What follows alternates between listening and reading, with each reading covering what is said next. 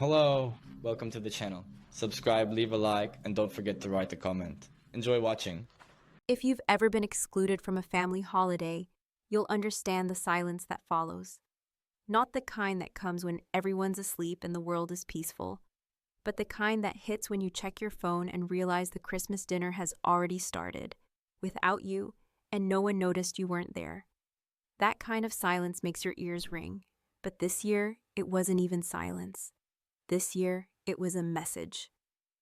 One text from my brother Matt, hours before Christmas Eve, just 8 words long.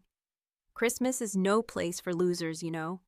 It sat at the top of our group chat like a slap across the face, with my name on it, and I read it again and again, not because I didn't understand, but because I couldn't believe how easy it was for him to type something so cruel, though casually, though confidently, as if he hadn't been benefiting from my so-called loser life for over a decade.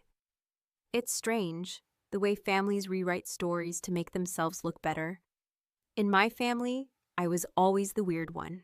The quiet sister, the single aunt, the woman with no designer bags, no smiling Christmas card family, no shiny new SUV in the driveway.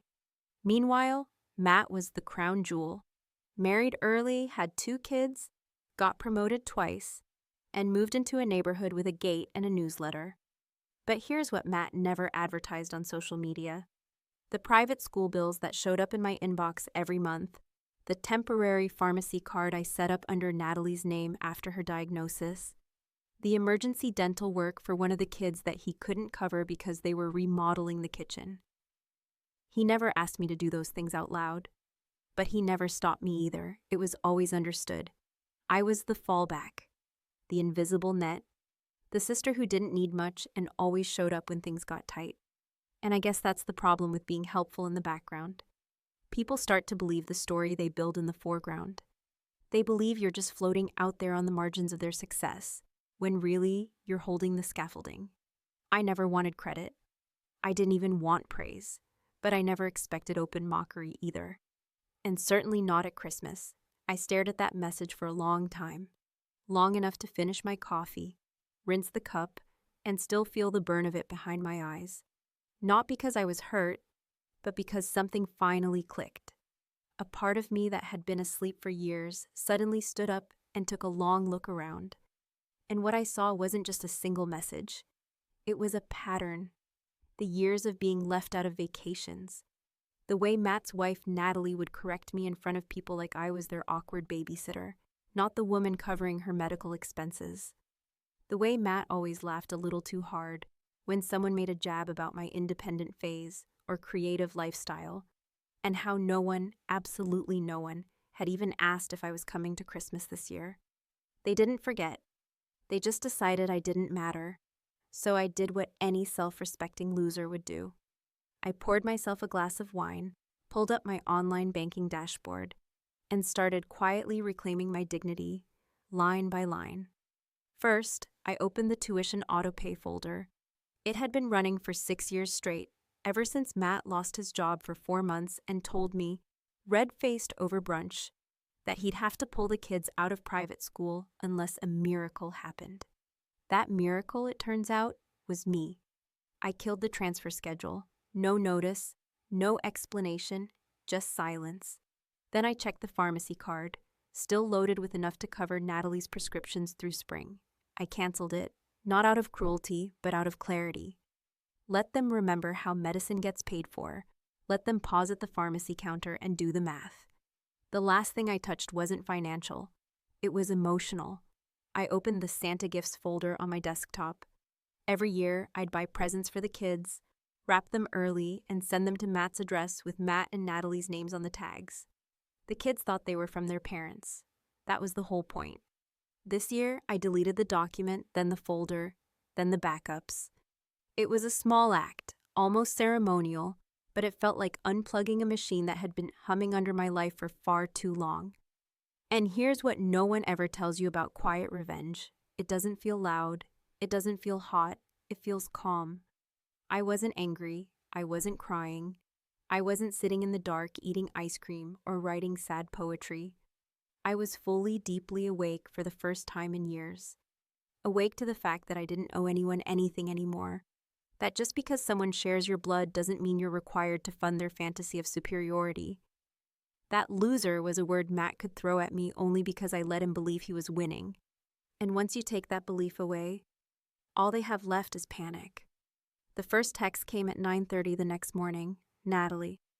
Hey, did you switch the pharmacy account? It says denied. I didn't reply. Then came a call from the school's accounting office. Left on my voicemail by mistake. I saved it. Then came Matt. Not a call, not a voicemail, just a message in the family group chat, sent to everyone at once like a flare in the night. Does anyone know why Emma's tuition didn't go through this month?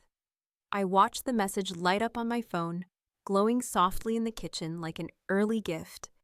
And for the first time in a long time, I smiled. Not because I was proud of what I did, and not because I wanted them to suffer, but because something inside me finally felt even, balanced, accounted for. They'd written me off as a burden, a background character, but they were about to learn what happens when the background disappears. And I didn't even have to raise my voice. Now I just had to wait. Because Christmas had started without me, but I had a feeling the celebration wouldn't last long. I've always believed that the most dangerous kind of power is the quiet kind. The kind you don't notice until it's been removed, until the ground you've been standing on all your life suddenly cracks beneath your feet, and you realize the person you thought was peripheral was the one holding the whole damn structure up. For years, I played that role. Not out of obligation, not even out of love, if I'm being brutally honest.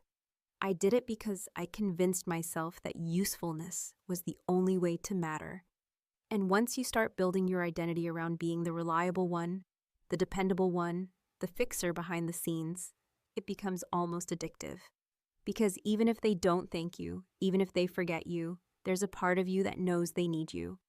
And that need feels like a kind of tether, a lifeline, a seat at the table, even if they never hand you a plate. But now that the illusion had shattered, now that Matt had sent that smug little message about losers not belonging at Christmas, I realized something far more important than any holiday invitation. The only reason they'd been able to ignore me all this time was because I made it easy for them. I never asked for credit. I never demanded space. I just kept the machine running. I kept the lights on while they hosted their picture-perfect dinners and smiled into their family portraits. So I decided, calmly, methodically, and with the clarity of someone who has nothing left to prove, to start shutting the machine down. The first thread I cut was the tuition account. For 6 years, I'd paid the monthly fees for Emma and Lucas to attend that ridiculously overpriced private school with its mandatory Latin program and gluten-free cafeteria menu. I still remember the first time Matt asked for help. He didn't even ask, actually. He hinted. He dropped it into conversation like a fishing line, something about how hard it was to keep up now that Natalie had to cut back on work, how the kids were settled and happy, and how painful it would be to yank them out just because of a temporary dip. And I took the bait, I offered. He accepted with a relieved sigh and an offhand promise to pay me back soon, a promise that vanished faster than the wine at our mother's wake. Every month since then, like clockwork, the payment came out of my account, never acknowledged, never mentioned, never questioned. I had it set to autopay, labeled discreetly so no one at the school would ever contact him about it. They thought I was the assistant, the aunt, the administrator. I played the part so well, even I forgot what I was doing. But on the morning after his little insult, I logged in, opened the portal, and deleted the payment schedule with a single click. No warning, no transition plan, just a clean break. The silence lasted exactly 3 days. On the 4th morning, I received a voicemail from the school's billing office. They'd tried to charge the usual card, and it had been declined. Then the backup card, also declined. They wanted to confirm a new payment method. The woman on the line sounded nervous, maybe because she'd never had to make that call before. I saved the message and didn't respond. The second thread I severed was the pharmacy credit. After Natalie's diagnosis, something chronic, manageable, but expensive, I had quietly set up an account at their local pharmacy under her name, linked to a monthly deposit from me that ensured she never hit a gap in coverage, or face those brutal out-of-pocket costs. She never asked for it, but she never turned it down either. She always acted a little uncomfortable around me, always too sweet in that strained, careful way people get when they know they're accepting help they don't want to acknowledge. I let her have the illusion of independence. That was part of the unspoken agreement. I covered the bill, she never said thank you, and we both pretended it was just the way things worked. That agreement ended the day Matt called me a loser. I canceled the deposit, pulled the balance, and flagged the account to require full payment at the counter going forward. Again, no announcement. No confrontation, just silence. Let them feel the sting of the absence. Let them wonder who had been propping them up this entire time. Natalie was the first to notice. She texted me a casual message the next day. "Hey, did something change with the pharmacy account? Just curious. Looks like there's a glitch." I stared at the message for a long moment, then locked my phone and let it sit there. 10 hours later, she followed up with a little more urgency. "I think the card isn't working. Matt's going to check on it tomorrow. Can you confirm?" Still, I said nothing. If they wanted answers, they could start by asking the right questions, like who had been covering for them all these years and why. By the 5th day, the family group chat, usually dead outside of birthdays and major holidays, came to life with a string of increasingly anxious messages. First, it was Natalie. "Anyone else having issues with pharmacy coverage?" Then my cousin Jason chimed in about insurance changes this year. Then Matt, finally, with his usual bluster masked as curiosity. "Emma's school called. Something weird with the billing. Not sure what's going on. Might be a system error." I could almost hear his voice in my head. That forced calm he used when things were slipping out of his control, and he didn't want anyone to see him sweat. And that's when I knew the timing was perfect. I sent one message, just one. After 2 days of watching them scramble, a single thumbs up in response to Matt's, "Did you do something?" That was it. No explanation, no lecture, no rage, just confirmation. And if you think that's petty, if you think that's cruel, then maybe you've never spent a decade being treated like a supporting character in a drama you were financing from behind the curtain. The next morning, my niece Emma texted me privately. She asked if I was okay. She said she didn't know everything, but she knew enough to know I didn't deserve to be talked about like that. Her words were hesitant, like she wasn't sure if she was allowed to reach out. And that's when I realized something even more powerful than revenge was happening: awareness. Quiet, creeping awareness that maybe I wasn't the problem. That maybe the person they'd all been conditioned to ignore had actually been the most stable presence in the entire family. Matt called that evening. I didn't pick up.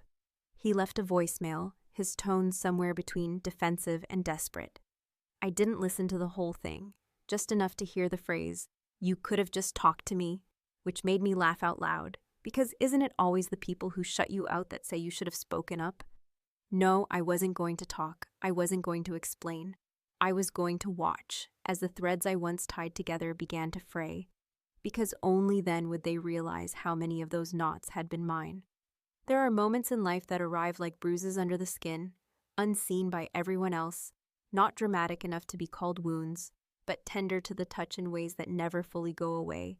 And for me, one of those moments happened under a tent strung with fairy lights, on a day that should have belonged to me, yet somehow turned into another one of Matt's performances. It was my wedding, or at least the closest thing to one that I ever allowed myself to believe in. And the only reason I remember the exact color of the flowers, or the number of guests, or the taste of the champagne, is because I remember trying so hard to focus on those details, to avoid listening too closely to what my brother was saying at the microphone. He had been chosen, of course, to give the best man speech, not because he was best anything, but because my then husband, David, thought it would be a nice gesture, a way to welcome Matt into his side of the family, to bridge the gap between my childhood and my new life. And for the first 30 seconds or so, it was fine, even charming. He told a story about us as kids, about how I used to follow him around, how I once cried when he got to ride his bike without training wheels, and I wasn't allowed to try yet. People laughed politely, and I smiled through it. But then his tone shifted. The stories got darker, more pointed. He talked about my independent phase, with air quotes, about my creative detours that no one in the family understood, about how I'd always been a little different, a little hard to define. And then he landed the final blow with a joke that made the entire tent pause, just for a second. Before the more polite guests laughed because they weren't sure what else to do, he said, and I quote, "Well, Dave, she may be the quirky charity case of the family, but at least she keeps things interesting." I remember the silence in my head that followed those words.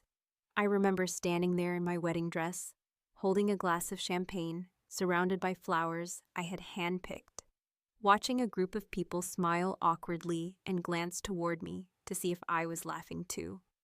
And I did. I laughed.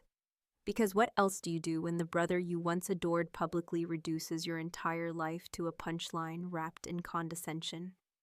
That speech stayed with me, not just because of what he said, but because of what it revealed. About him, about me, and about how thoroughly our family had normalized his arrogance. No one pulled him aside. No one said it was inappropriate. My father called it hilarious. My aunt said it sounded like love in disguise. And my husband, sweet and naive and forever trying to keep things light, said, "That's just Matt. He doesn't mean anything by it." But words mean things. And Matt always meant what he said. He just counted on everyone else not taking him seriously. That marriage didn't last. 2 years later, David left, not with malice, but with resignation, as if he'd finally admitted to himself what I had been pretending not to see. That loving me required more than smiles and patience. That it required standing up to people like Matt. And he just wasn't built for that kind of confrontation. I didn't blame him, but I never forgot the look on Matt's face the day he helped me move my boxes out of the apartment.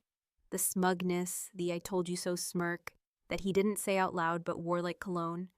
And yet, even after all that, I still kept helping. I still paid the bills. I still bought the gifts. I still answered their calls and filled in their gaps and let them take and take and take until there was nothing left to offer but silence.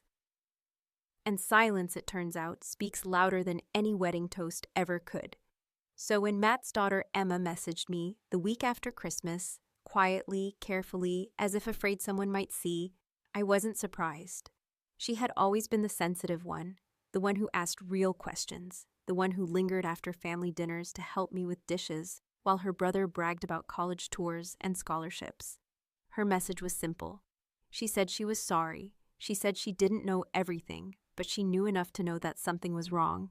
She said her mom and dad were fighting more than usual, that money was suddenly a hot topic, and that Natalie had burst into tears at the pharmacy when she couldn't fill a prescription without handing over her credit card. And then she said something that made my throat tighten in a way I hadn't felt in years. She said, "I always thought you were just eccentric, but now I think you were just kind. And I'm sorry we made that feel like a bad thing." That's the moment I decided to give her the truth. Not the full story, not yet, but just enough. I sent her a few screenshots, old texts, receipts, a portion of the spreadsheet I kept for all the payments over the years. Nothing aggressive, nothing that would force her into loyalty. Just context, just evidence, just light. She didn't reply right away, but when she did, it wasn't what I expected. She asked if we could meet, just coffee, just to talk. And I said yes because somewhere deep in my bones, I understood that this wasn't about Matt anymore. This was about undoing the narrative, rewriting the script, planting a seed in someone younger and smarter and still capable of choosing who to believe. Later that night, Matt called again, and this time I picked up. He didn't yell, though I could hear the strain in his voice, like a man holding back a scream behind a polished facade. He said things were complicated, that Natalie was not well, that the school was threatening action, and then he asked, with that same voice he used when we were kids and he wanted me to do his homework, "Why are you doing this?" And I told him. I said, "Because you told me I didn't belong, and now I believe you." Then I hung up. He tried texting after that, once, just a single line. "You're going to regret this." And maybe I will. Maybe there's a future version of me that looks back on all of this with bitterness or sadness or guilt. But right now, in this moment, I feel something I haven't felt in years. I feel clean, because this isn't revenge, it's realignment. And Matt has no idea just how off balance things are about to get. There's a peculiar sort of pleasure, one that exists just beyond the boundaries of politeness and far from the drama of confrontation, that comes when you've already walked away quietly, shut every door with care, turned off all the switches that kept the room lit for others, and then stood back to watch as they scrambled in the dark, not understanding why the lights went out or how long they'd been relying on your silent presence to keep things running. It's not joy exactly, and it's not vengeance in the way people usually imagine it. Loud, furious, chaotic. It's something colder, steadier, more satisfying in the way that balance restores itself when you finally step out of a role you were never thanked for and let the consequences unfold without lifting a finger. Christmas morning came and went like a scene in a movie I wasn't cast in. The family chat had been oddly quiet for a day or two, which would have been normal if we weren't in the middle of the most performative week of the year, where everyone usually shared matching pajama photos, blurry shots of turkey and ham, and overexposed pictures of kids tearing open presents beside artificial trees. I hadn't expected silence. I had expected smugness. I had expected Matt to post a carefully curated photo of his family in coordinated reds and whites, holding flutes of sparkling cider with some caption about gratitude or togetherness. But instead, there was nothing. No photos, no comments, no warmth. Only an uneasy, jagged stillness that reminded me of the seconds before a power outage, when the hum of appliances falters and everything gets too quiet. The first crack came from Natalie, who by all indications had reached her limit with playing it cool. Her message popped up at 9:17 a.m., buried between a forwarded meme from Aunt Joan and an automated birthday reminder for a second cousin no one liked. It read, "We've got a major problem. Emma's meds are full price. What happened to the pharmacy card?" No one replied for 6 minutes, which in family chat time, especially during the holidays, is an eternity. Then Matt followed up, clearly trying to take control of the narrative, with something that tried to sound calm, but dripped with panic between the words. "Might be an issue with the insurance. I'm calling the pharmacy in a bit. Should be a glitch." A glitch. That word again. He loved that word. A glitch meant nobody was at fault. A glitch could be fixed with a phone call. A glitch implied that someone else would take care of it, just like always. Except this time, there wasn't anyone left to clean it up behind the scenes. There wasn't anyone silently managing the details, smoothing the edges, or keeping the delicate illusion of their self-sufficiency intact. The next ping hit harder. "School called again, second notice. Says no payment received since December 1st. Thought this was handled." This time it wasn't Natalie. It was Matt's mother-in-law, who'd clearly been looped in. And now the thread started unraveling in public, with Matt clearly caught between pretending he had everything under control and realizing in real time that whatever invisible scaffolding he'd leaned on for years was no longer there. I sat on my couch in silence, wrapped in a blanket that still smelled faintly of pine from the last time I visited my parents' house, back when the holidays still meant something other than endurance. I didn't participate. I didn't comment. I didn't even open the app fully. I just watched the notifications stack like dominoes. Natalie asked if anyone had any idea who had been helping cover the school bills all these years, because she had just assumed it was built into Matt's salary package somehow. Someone else, I think it was my cousin Tara, responded bluntly, "Wait, I thought Emma said Aunt Jo was paying for school. You sure it wasn't her?"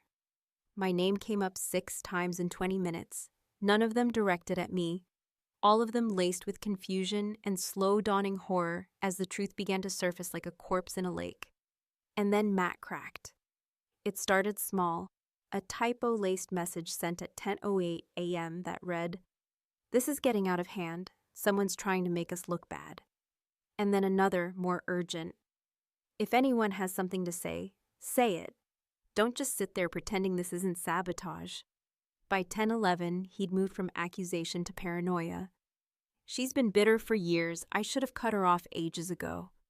No one responded. He was unraveling in real time, pulling apart the threads of a story he had spent years weaving.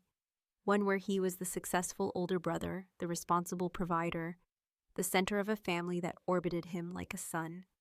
And realizing too late that the story didn't hold up without the quiet contributions of the woman he'd spent a lifetime minimizing. The final blow came from Emma. She hadn't said a word until then, which made her message land with even more weight. At 10:23, just as Matt was spinning into a full meltdown, she typed clearly, cleanly, and without punctuation, "Maybe stop treating people like they don't exist," and then went silent. That one line cut through the noise like a knife through fabric, and I felt something shift, not just in Matt, but in the entire group. He didn't reply, he didn't defend himself. For the first time in what felt like years, he simply stopped talking. I imagine he must have sat there staring at the screen, reading those words over and over, wondering when exactly the power had shifted, when exactly the story had stopped being about my failings and started being about his entitlement. I imagine he hated the silence that followed more than any insult I could have thrown at him, because that silence wasn't empty. It was full of judgment, of realizations clicking into place, of family members quietly reevaluating everything they thought they knew. An hour later, my cousin forwarded me a screenshot. It was from Matt, sent privately to him, and it said, "She's dangerous. I don't know what she's doing, but I swear to God I'm going to ruin her."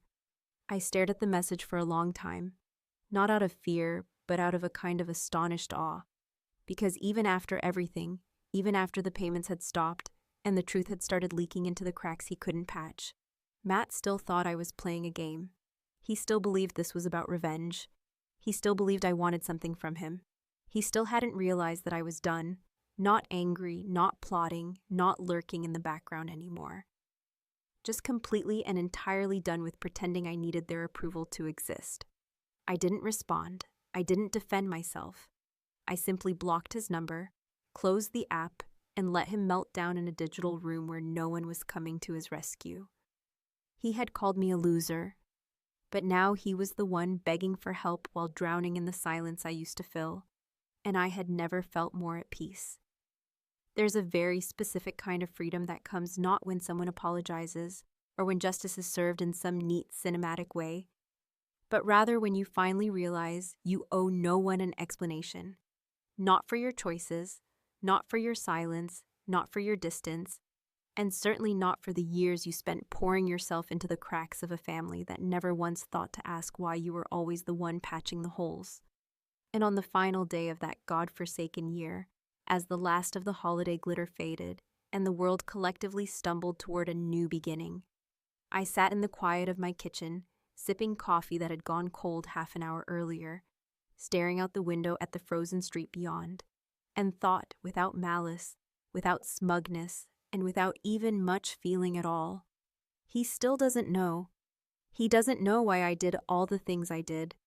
He thinks this was about ego, about being left out of some garish Christmas dinner, or about needing to be noticed after a lifetime in the shadows. But that's just the story someone like Matt tells himself to stay centered in the narrative, to believe that even my silence must somehow orbit him.